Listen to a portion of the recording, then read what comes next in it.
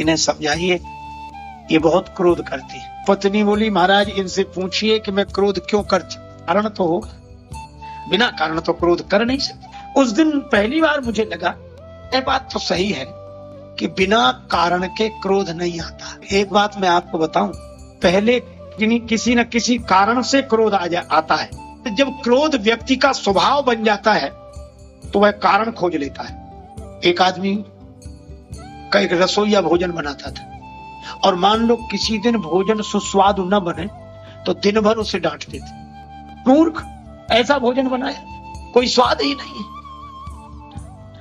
वो बेचारा माफी मांगता, लेकिन विडंबना यह थी कि दूसरे दिन रसोइया अगर सुस्वादु भोजन बना दे तो भी प्रसन्न नहीं होते थे और दुगना क्रोध करते, उसे डांटते।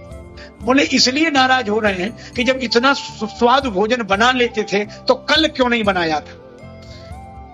तो कभी कभी क्रोध जब स्वभाव में आ जाता है तो वह कारण ढूंढ लेता है। जैसे कृपा करना संत के स्वभाव में आता है, भगवान के स्वभाव में। मरते समय अजामिल ने अपने बेटे को बुलाया, नारायण नारायण। भगवान नारायण अपने पार्षदों से बोले जाओ ले आओ। भगवान नारायण के पार्षद बोले प्रभु आपको नहीं बुला रहा है, वो आप नहीं समझे, वो अपने बेटे को बुला रहा है।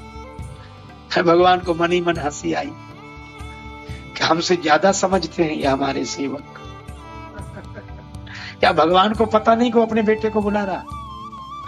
पता है, लेकिन कृपा करना उनका स्वभाव है, इसलिए बोले तुम जाओ, हमको ही बुला रहा। अरे नहीं महाराज आपको नहीं, वो अपने बेटे को बुला रहा है। भगवान बोले अच्छा ये बताओ उसका बेटा नारायण है या मैं नारायण हूं? बोले प्रभु नारायण तो आप ही हैं, वो तो जीव है। भगवान बोले तो हमको ही बुला रहा है, जाओ ले आओ। कहा कि प्रभु उसके बेटे का भी नाम नारायण है। भगवान बोले अच्छा ये बताओ उसका बेटा नारायण कब तक रहेगा, कब से हुआ? बोले अभी कुछ वर्षों से। फिर बोले कुछ वर्ष तक रहेगा? बोले फिर नहीं रहेगा। भगवान बोले तो हम? बोले आप अनादिकाल से हो, अनंत काल तक हो। तो बोले असली नारायण कौन हुआ? बोले आप ही हुए। तो बोले फिर हमको ही बुला रहा है, काहे को बहस करते, तुम तो ले आओ।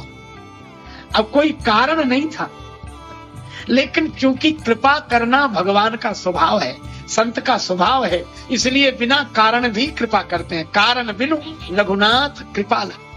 और जिसका क्रोध करना कारण हो, कलह करना कारण हो, झगड़ा करना कारण हो, वो न हो तो ढूंढ लेता है।